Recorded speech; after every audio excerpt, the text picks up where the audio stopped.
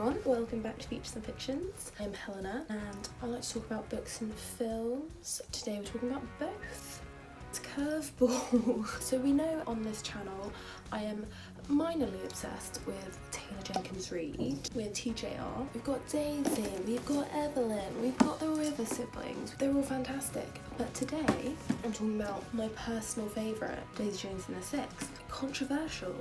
Potentially. What can I say? I'm a provocateur. Once I finished this, I was wanting more stories like this sort of mid-century Californian romance surrounding music, rock and roll, 70s vibes. It's a whole thing. I realised I actually have quite a few film recs which I thought you guys might want to know about, because if you're anything like me, you can't wait for the TV show. How long has that show been teasing us for? Feels like years now. If you're like me and also love Daisy, keep watching. So what's Daisy Jones about? Set predominantly in the 1970s, this book tells the story of the endlessly talented Daisy Jones as she rises to fame while struggling with her own sort of demons, set in the LA music scene. The band of the Six are an up-and-coming rock and roll group with Billy Dunn as singer and band leader.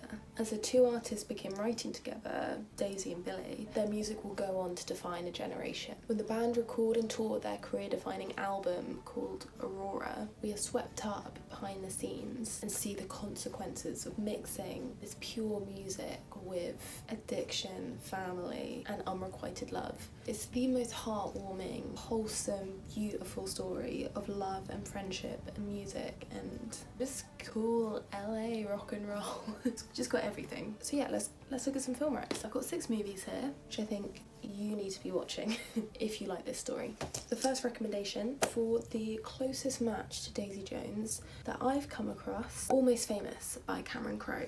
Released in 2000, this is one of my favourite films of all time. It's got that very wholesome Cameron Crowe feel to it. So it follows a teenager in the 1970s who meets the band Stillwater when he's at a gig and they like him and he goes on tour with them. He begins writing for Rolling Stone under the pretense of being a much older journalist. So he starts touring with this band in the hope to get his first sort of cover piece in Rolling Stone.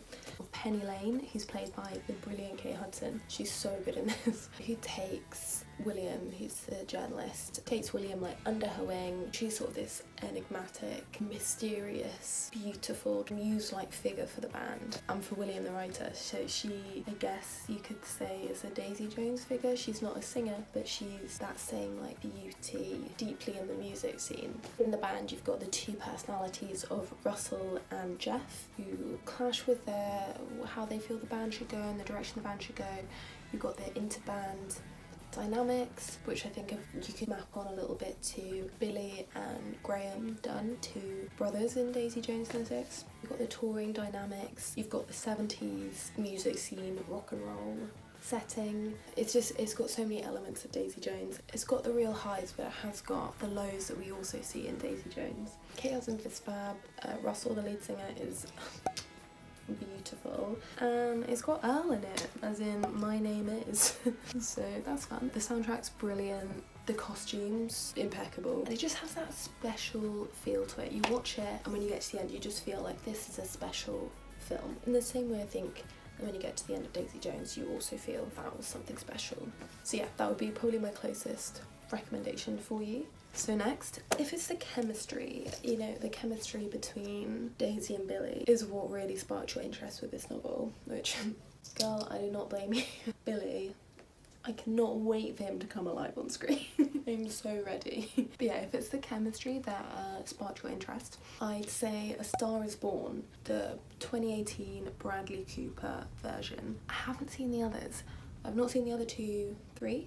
What's it about? Bradley Cooper is aging, becoming a bit washed up rock country star, and he discovers this young, extremely talented female singer played by Gaga. It's Coops and Gaga.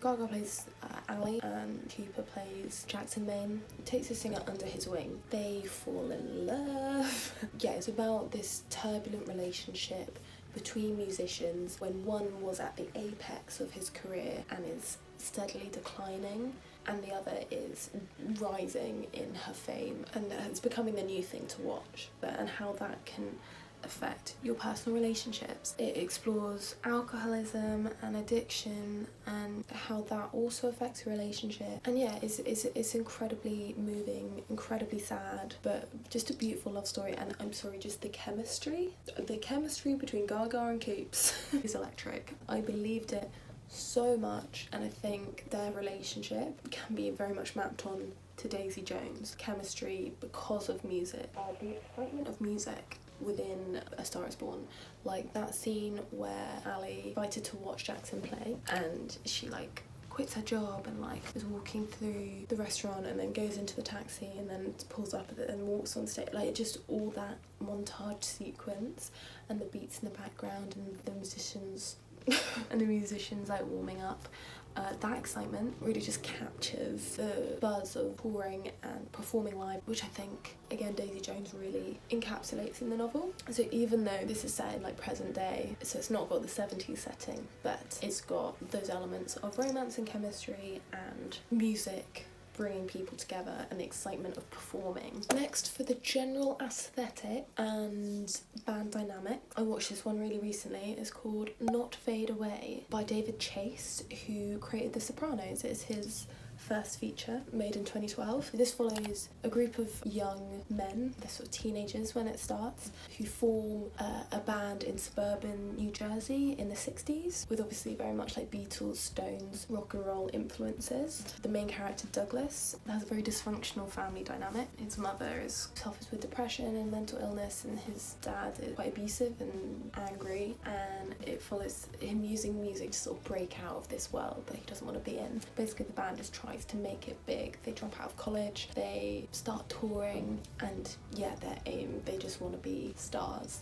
And it's about the love of music again, and it explores a lot about egos within the industry. Like, one of the band members can't perform one night, so Douglas takes over as lead singer, and it's sort of this power struggle between the members of who will be the star. It's sort of about the purity of music and how that can help you escape a situation, but also how egos can quickly get involved. So like art versus business, you could say. What I would really say is that the aesthetic, it is slightly earlier than Daisy Jones, but the look, the aesthetic, the costume department was so good in there. Yeah, so it definitely gives you that like nostalgic 60s 70s vibes. I'd say it's sort of missing that slight like wholesomeness, like the warmth of Daisy Jones. But yeah, it's good if you want like a mid-century American band tries to make it big. It's a good one to throw in there. Okay, so if you do want the wholesome vibes, have I got a recommendation for you? Sing Street, directed by John Carney. It came out in 2016. It's set in Ireland during the 80s. About a young lad, I think they say he's about 15.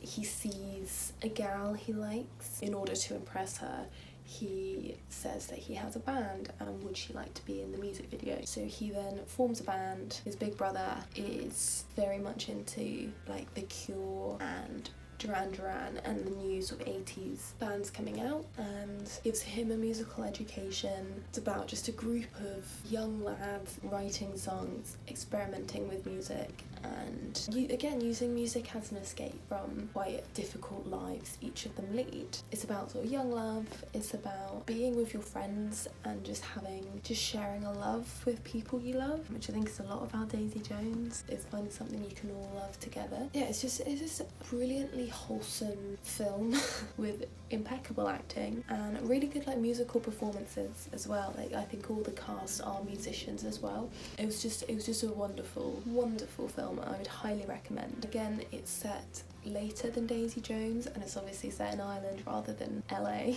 but a sort of friendship band plot and the sort of enigmatic girl as the muse makes nice parallels. But if you are looking for the Californian aesthetic of Daisy Jones, then you should try Once Upon a Time in Hollywood by Quentin Tarantino. Came out in 2019. This is all aesthetic.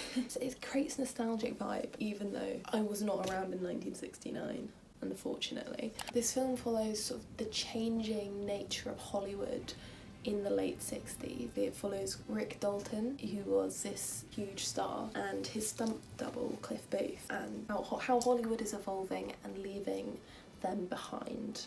It's sort of described as like a tribute to Hollywood's golden age, and it has a lot of cultural reference points. It sort of has a subplot of like the Manson family, and like Sharon Tate's in it. It's just a love letter to Hollywood, really. Again, it's not about the music industry, but this idea of like the sort of business of an art form I think ties in quite nicely. Like Daisy, you've got these passionate artistic musicians working within an industry which just needs them to make money, and then this is the same. You've got an industry which is moving forward, and as Hollywood changes, these stars are left behind who love their craft but no longer fit in. Yeah, like I said, this is set in 1969, so it's slightly before Daisy Jones is set, roughly. It's kind of overlapping with Daisy Jones, but that very much 60s style is so beautifully done. Obviously Tarantino films are very stylistic, and the soundtracks are always amazing, the costumes are always great. Yeah, if you want the aesthetic, definitely give this a watch. It's also just a fantastic film and potentially one of my favourite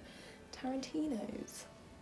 And then lastly, my last suggestion for you, if you want a film that explores music and heartbreak and entwines the two themes, then High Fidelity, the book, is brilliant. It's one of my favourite books by Nick Hornby. And you've got two iterations of adaptation. The film was by Stephen Frears. It was made in 2000. It is pretty accurate to the book, except the book is set in London.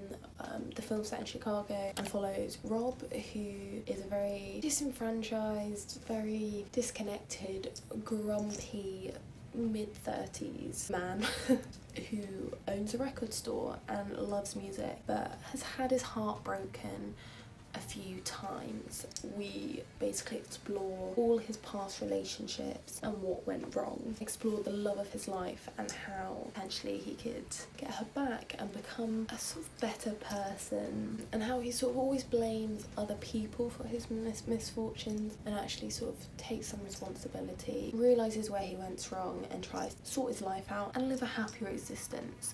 It's a brilliant film. It's really funny. There's so many musical references. Like obviously it's set basically in a record store, and the constant references to records and music and the lists that they make is great if you're really into music and you just want something which wraps up love within music. This is one for you. See, at different time period, it's not about a band, but if you love music, it's one to go for. So those are my suggestions for you. Those are my recommendations. I think I'll probably start a bit of a series on this channel where I pick a book or a film and then give recommendations surrounding that. Any recommendations in particular, leave them below and I will try and make a video about it.